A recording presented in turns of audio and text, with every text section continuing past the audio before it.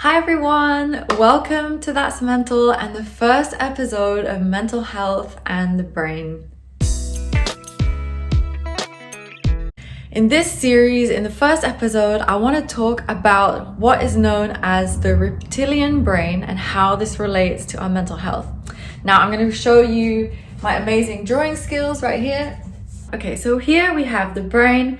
As you can see, I'm super talented at drawing.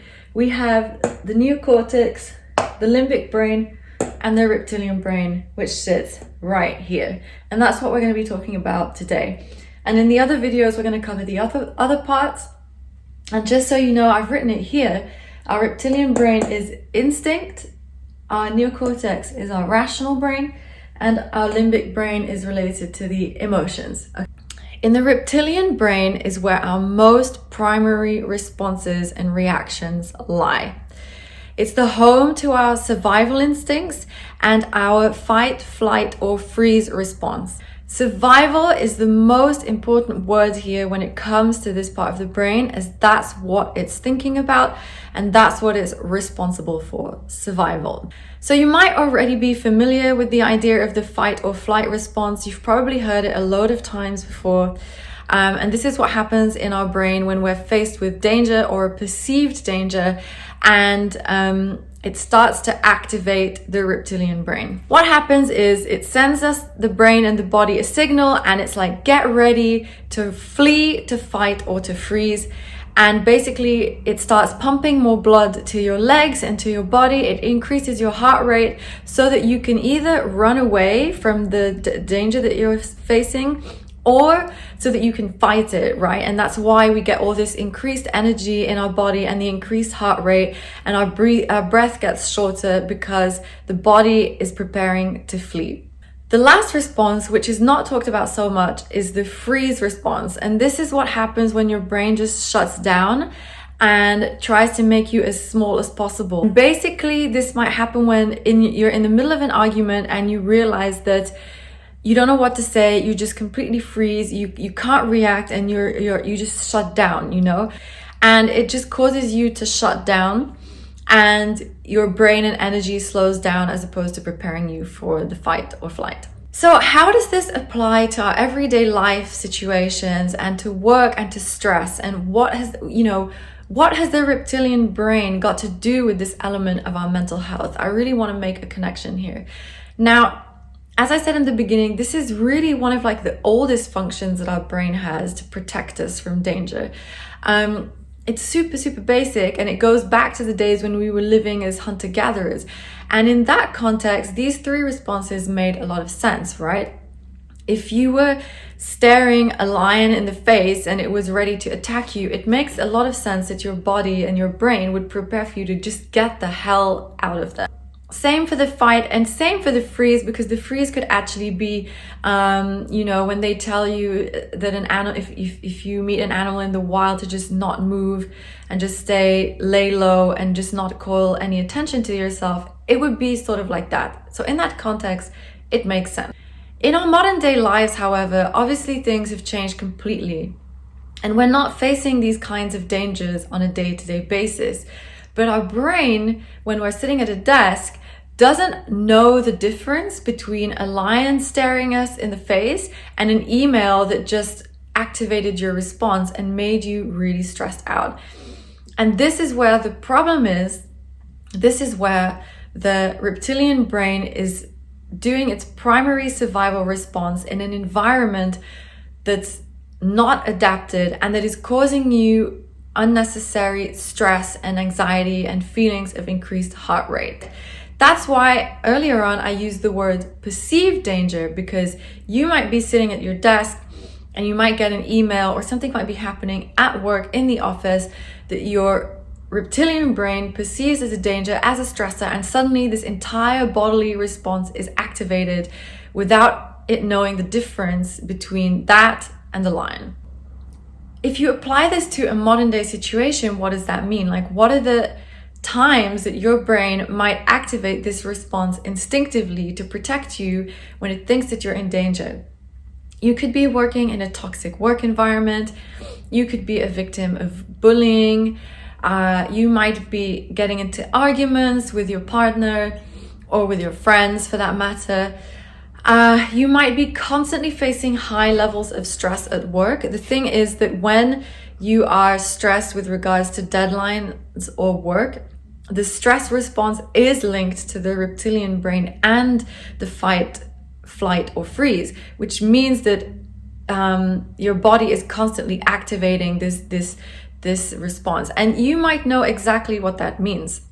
You might be very familiar with this feeling, right? Because basically you get this increased heart rate, you feel your heart pumping in your chest. Like I said earlier, your breath gets shorter, you're breathing faster. You might not be aware of that one. What you might feel is that you start breathing a lot more up into your shoulders, in your upper body. And then you start feeling a lot of tension in your upper body. That's another reaction. And you might feel tense in your muscles overall, especially if this is extended periods of stress. Because like I said, since your body's preparing to run, your muscles are tense, right? In all of these day-to-day situations that I just described, whether it's at home or at the office, your brain, your reptilian brain, all it's doing is just shouting at you like, danger, danger, danger. Like that's all it hears and sees and perceives.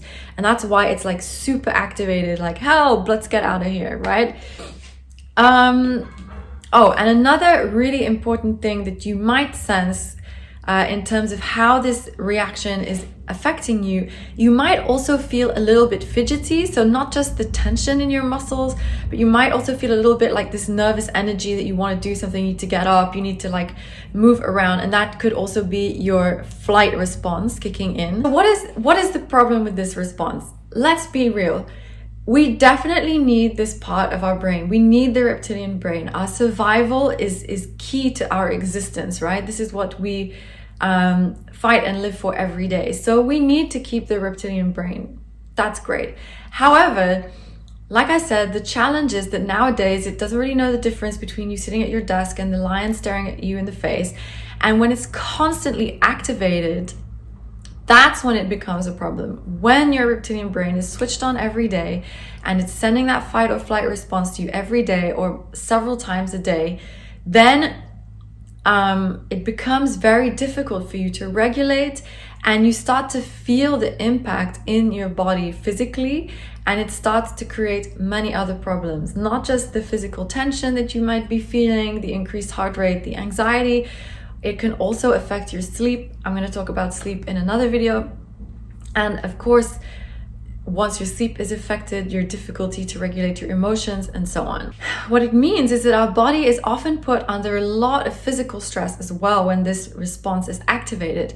Have you ever wondered why you feel so tense? Or have you ever felt like pain in your stomach or like knots in your stomach? Like these are terms that we use in our language to describe a situation, but it's also a bodily sensation you can feel. Like I know that I've definitely experienced stomach pain related to anxiety, and also like the really restricted chest where I feel like I can't breathe. And if you've been in a stressful situation for a long time, you'll know exactly what I'm talking about. Basically, you want to be able to minimize this response. What you want is for your reptilian brain to function, for it to activate this natural response in you, but not all the time, that it's not triggered every time something stressful happens to you, so that you can really regulate it and feel much healthier and happier and more balanced in your body and in your mind. Because of course, this constant stress and perceived sense of fear is creating a lot of chemical reactions also in your brain, and that's why you can feel so high strung. So now you know about this reptilian brain, what can you do about it? It's one thing in knowing the theory, and it's another thing being able to apply it. And I totally understand the frustration of being shared all these theories and then not really knowing what to do about it in day-to-day life. But I really believe that knowledge is power, and once you understand how the mechanism works, then you can start to take action around it. Knowing that your brain has this very primitive reaction in any sort of stressful situation, whether it's at work or in your personal life, the first thing you need to do is remove yourself from that situation. You need to get the fuck out of there, basically. It's the best way to protect yourself and help your brain to calm down. It's not always going to be possible, but for example, if it's an email or even if you're having an argument with someone, the best thing you can do in that moment is to respectfully just walk away or get up from the computer so that you can just give yourself that time to calm down. When you do that, you can activate your prefrontal brain. So what you want to do is you want to activate your prefrontal brain, which is the neocortex area, which is actually more towards here, because it's the rational part of your brain. That's why you want to activate it. And that's what you want to do when you step away and take yourself out of the stressful situation. This part of your brain does the decision making and the rational thinking.